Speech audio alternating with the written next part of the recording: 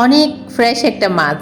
ছোটবেলায় এই মাছটা আমার বাবা অনেক বেশি নিয়ে আসতো। এটার নাম হচ্ছে দাঁতিনা কোরাল মাছ। মাছটা আমার অনেক অনেক বেশি পছন্দের একটা মাছ। আমার মা শীতকালে টমেটো আলু ফুলকপি দিয়ে এই মাছটা রান্না করত। এখনো সেই স্বাদ মুখে লেগে আছে। আজকে অনেক দিন পরে আমি ফ্রেশ মাছটা পেয়েছি।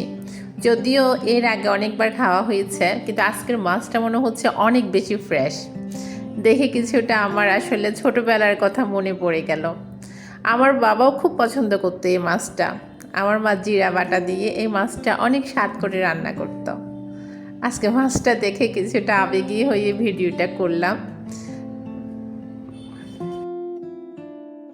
বছরের অন্যান্য সময়ের চেয়ে শীতকালে সম্ভবত মাছটা বেশি পাওয়া যায়, কারণ আমি কয়েকদিন কক্সবাজারের রাস্তাঘাটে এই মাছটা অনেক বেশি দেখেছি।